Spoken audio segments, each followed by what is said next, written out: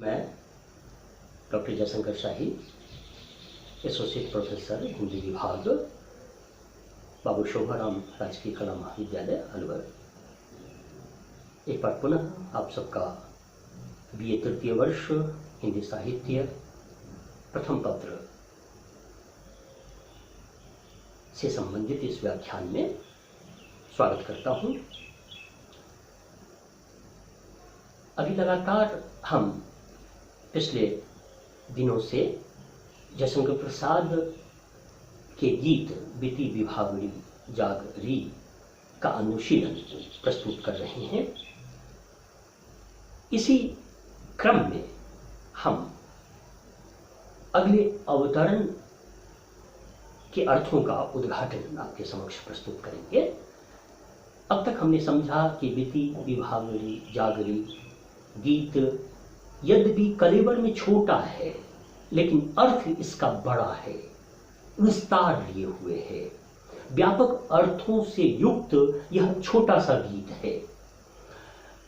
इसमें इसका जो श्रृंगारपरक अर्थ अगर हम लें तो हम यह देखते हैं कि इसमें एक नायक है जो सोई हुई नायिका को जगाने की चेष्टा करता है कि रात बीत गई, अब तुम जागो, और कहता है कि सितारे डूबने चले हैं।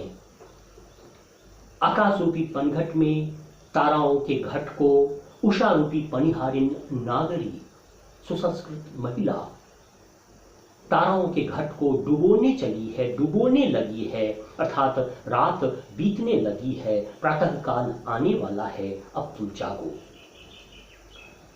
आगे का जो अवतरण है वो देखें। खगकुल कुलकुल सा बोल रहा, किसलय का अंचल डोल रहा, लो यह लतिका भी भर लाई, मधुमुकुल नवल रस गागरी, बीती विभावरी जागरी। प्रातः काल का चित्रण। प्रभात वेला के आगमन के साथ ही समस्त जड़ चेतन में एक स्फूर्ति, एक चेतना का विकास होता है। खगकुल कुलकुल सा बोल रहा। खग कहते हैं चिड़िया को, परिंदों को। परिंदों का जो झुंड है, पंछियों का जो समूह है, वो कुलकुल सा बोल रहा है। पंछियों के कलरव सुनाई पड़ रहे हैं।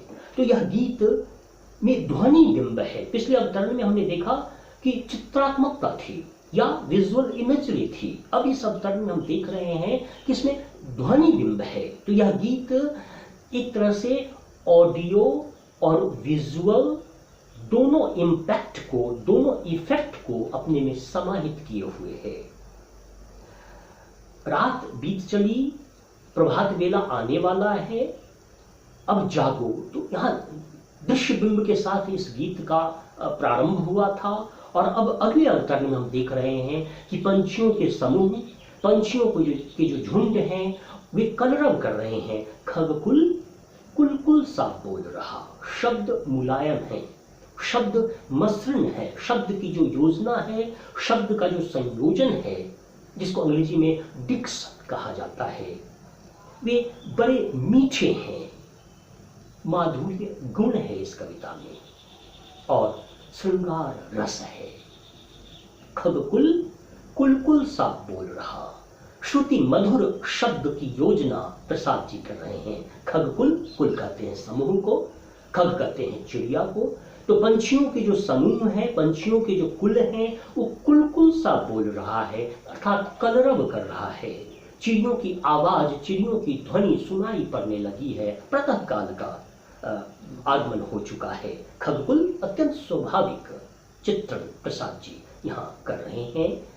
खगकुल कुलकुल सा बोल रहा। खगकुल कुलकुल सा, क वर्ण की बार बार आवृत्ति है, अनुप्रास अलंकार है।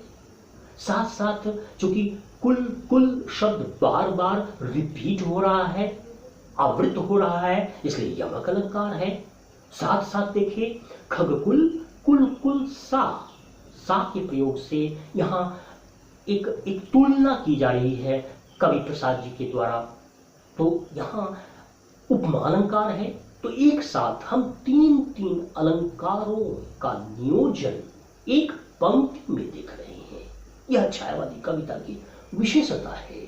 खगकुल कुल कुल सा बोल रहा, अनुप्रास अलंकार, यमक अलंकार, उपमा अलंकार, और इन अलंकारों के माध्यम से कविता की रमणीयता, कविता की कमनीयता बढ़ गई है।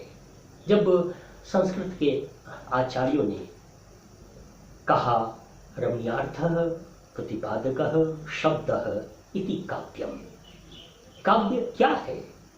संस्कृत के आचार्य कहते हैं कि जो रमणीय अर्थों का उद्घाटन करे, जो रमणीय अर्थात सुंदर अर्थों का संधान करे, सुंदर अर्थों को प्रस्तुत करे, रमणीयार्थः प्रतिपादकः शब्दः इति काव्यम, जो रमणीय अर्थों का उद्घाटन करने वाले जो शब्द हैं वही काव्य हैं। यहाँ हम देख रहे हैं कि प्रातःकाल के चित्रण के क्रम में प्रसाद जी रमणीय अर्थों का संधान, उद्घाटन कर रहे हैं।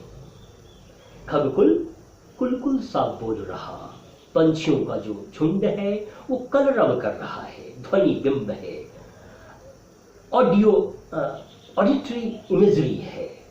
और अंग्रेजी में इसके लिए अलग से जो अलंकार है, जिसको अंग्रेजी में, अंग्रेजी साहित्य में फिगर ऑफ स्पीच कहा जाता है, ओनोमेटोपिया। खगकुल कुल कुल सा बोल रहा, कविता में ध्वन्यात्मकता है, या अंग्रेजी साहित्य के शब्द का हम प्रयोग करें तो कविता में ओनोमेटोपिया है। खगकुल कुल कुल सा बोल रहा, किसलय का अंचल डोल रहा। चित्रात्मकता, दृश्य बिंब आपके सामने।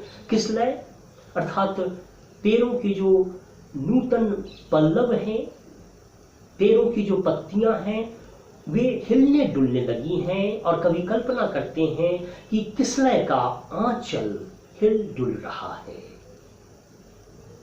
सुंदर चित्र की योजना,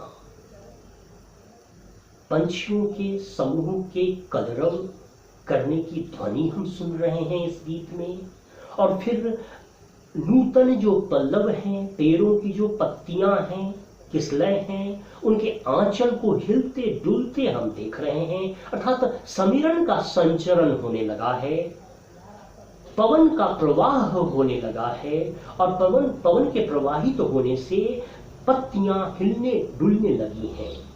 अंग्रेजी में जब एक राइम आती थी कि who has seen the wind, neither I nor you. Who has seen the wind, हवा को किसने देखा है, न तुमने देखा है न हमने देखा है। तो हवा का संचरण होने लगा है, पवन का प्रवाह होने लगा है, और इससे किसलय का आंचल हिलने डुलने लगा है। तो प्रसाद जी कल्पना करते हैं किसलय का अंचल डोल रहा। खगकुल कुल कुल सा बोल रहा, किसलय का अंचल डोल रहा। तुकबंदी हम देख रहे हैं, बोल रहा डोल रहा, यह तुकबंदी है, तुक की योजना है, और अंग्रेजी साहित्य में इसे राइम स्कीम कहेंगे। पिछले अवतरण में भी हमने देखा था बीती विभावरी जागरी, तुक की योजना थी, और अंबर पनघट में डुबो रही तारागट उषा नागरी, जागरी और नागरी में तुक की योजना वहां हमने देखी थी। तो इस प्रकार से इस अवतरण के अनुशीलन के साथ ही हम अपने वक्तव्य को समाप्त करना चाहेंगे।